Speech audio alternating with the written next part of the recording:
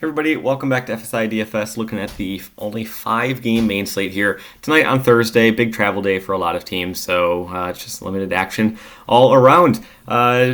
Pitching is thin. We'll put it at that. There's nobody that I'm like, yes, I trust you to have a great game. It's just not happening. But at the same time, like, offense is pretty average as well to not super exciting. So it's going to make for a really intriguing slate in terms of like where we expect the salary to shake out. So let's just kind of get started with the pitchers. One thing to note, at this point in time, there is not the starting pitcher for Texas in the player pool. His name is Kumar Rocker, and he is a very highly touted prospect. So a lot of hype around him. He has fantastic strikeout numbers, and he's going to have a fantastic strikeout matchup facing off against Seattle. So if DK does put him into the player pool, and if DK does what they sometimes do with guys that adding in the player pool at just like 5K or something, going to have a lot of interest in him. But if he is priced, to like 7 to 8K, a little bit more of a limited with it being his MLB debut. But I do think the upside can certainly be there as a nice GPP play. All right, let's talk about the guys who are actually in the player pool, and there's only one guy priced above 8.3, and that's going to be Bryce Miller for Seattle, facing off against Texas. Texas, not a scary offense, especially now that they don't have Corey Seager, who's been on the IL for quite some time. If we're talking just from a pure, forget about salary, who's going to be generating the most fantasy points here tonight, my money would be on Miller facing off against Texas. He's going to give you the floor. He's going to give you a little bit of a strikeout upside. It's not saying that there's no strikeouts at all. Like, you got guys like Williams, who has an over-under strikeout prop of 6. Parker is at 5.5. So it's not saying that there's no strikeouts available at all. But he's certainly capable, I think, from like a ceiling standpoint, of doing a little bit better than any of these other guys. You can see he's got a 10 strikeout game and a 9 strikeout game fairly recently. After him, we're going down into the mid-tier. You got 4 pitchers. I think Montas, while he is in a nice matchup, facing off against San Francisco, is kind of probably like my least favorite of the bunch. You can kind of pair him with Pepio, who, another guy who I don't really have a whole lot of interest in this build. So if we were going to be looking at the rankings, you can kind of see Pepio and Montas just kind of at the bottom in this mid-tier. Not a whole lot of excitement towards them. Cortez and Williams, I wasn't sure which one I wanted to put in there. I did mention that Williams has a little bit of a higher strikeout prop. It's at 6.5, but it's heavily juiced to the under, heavily. So it wouldn't shock me if it goes down to 5.5 here. But he's got a great matchup facing off against Tampa Bay and their weaker offense. And he comes in at a much cheaper price tag than Cortez does in a much better matchup. Cortez, I did put him up at the top. He is facing off against Boston. Boston really does struggle against left-handed pitching. But if you want to put Williams over Cortez, I could totally listen to that. It's just all around kind of average and meh. Like, this whole slate is just pretty gross in terms of pitching, but at the same time, like, bats aren't really exciting either.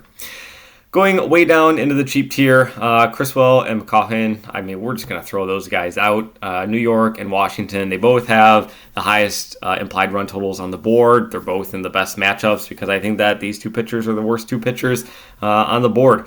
Birdsong, while he does have a little bit of strikeout upside, he also just walks so many people, and he doesn't go deep into games.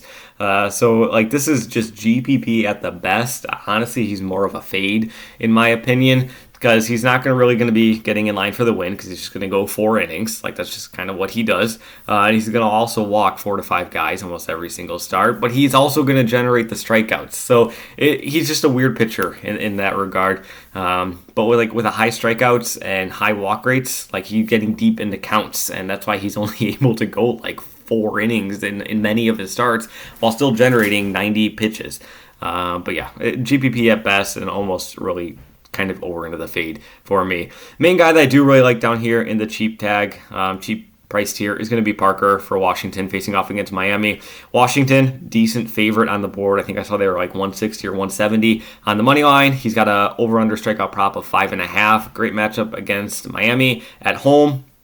6.8K, I could totally listen to that if he wants to be your SP2. So there could be a lot of Miller-Parker combinations. You're looking at 4-3 remaining for the remainder of your bats. Like, salary's not going to be too much of an issue just because, I mean, pitching is just affordable. There's only one guy priced above 8.3K. Heading over into the bats, kind of already highlighted it. It's the Yankees, it's Washington. These are like the two standouts. They both have implied run totals over 5.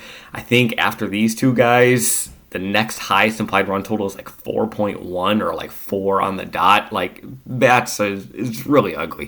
We all know the guys that we're going to be targeting from New York. It's going to be Torres and Torres. Well, Torres could potentially be leading off. He is projected to be leading off here tonight, but it's Judge and Soto, and even Wells, their catcher, could be batting cleanup spot after Soto and Judge. So maybe, if they want to pitch around those two bigger bats for the Yankees, you're going to have Wells in the lefty-righty matchup in the cleanup spot right after those two guys who can certainly get on base very quickly. Wells, he is 4.4K, but again, I don't think salary is going to be too much of an issue. On the Washington side of things, facing off against Miami and their whole pitching staff, Abrams and Woods certainly in there as your two top bats, but they're a bit pricey at 5.3 and 5.8. You might get a cheaper guy here at Chaparro at 3.2. He's capable of certainly hitting home runs and doing quite well. But yeah, I really do like Washington and New York as the top two bats on the board. In terms of cheap, again, there's not a whole lot to like. I think Seattle could be an intriguing play, almost like a GPP play too, facing off against Kumar Rocker in his MLB debut. Like, a lot of hype around him, but who really knows how he's going to be performing in his MLB debut. But again, like the once you get into like the implied totals and once you get past New York and Washington, everybody is just so like murky, kind of gross awfulness. Milwaukee does have a little bit of a higher implied run total, same with Cleveland. Like, they are two of the better offenses when you're looking at the remainder of the bats, just from like forget the matchups, like how good are these offenses. That's why I think they could be, intriguing GPP plays, because I still think Washington and New York, while they do have pricey bats, you're still going to be able to jam a bunch of those guys in because there's not high salary pitching that you need to be paying attention to. So I like Milwaukee. It's my favorite GPP play. Facing off against Birdsong, like I said, he's going to strike out some guys, but he's also going to walk a whole lot of guys. And Milwaukee's a lower strikeout team, so maybe Birdsong doesn't get those strikeouts that he needs to rely on with how many guys he walks to just have a not implosive kind of start. So I really do like Milwaukee here. Adames, Chorio would probably be the first two guys that I would be starting with, but really just getting a big stack in there. Don't mind it one bit. So that's kind of where everything lands. Like, it's a really small slate. It's a gross kind of slate. I'm definitely going to be playing light here tonight just because I don't like these small slates where there's not really stuff to get excited about on pitching and on the offense. But it is what it is. So good luck as always, though. Thank you for watching, and we'll see you tomorrow for Friday.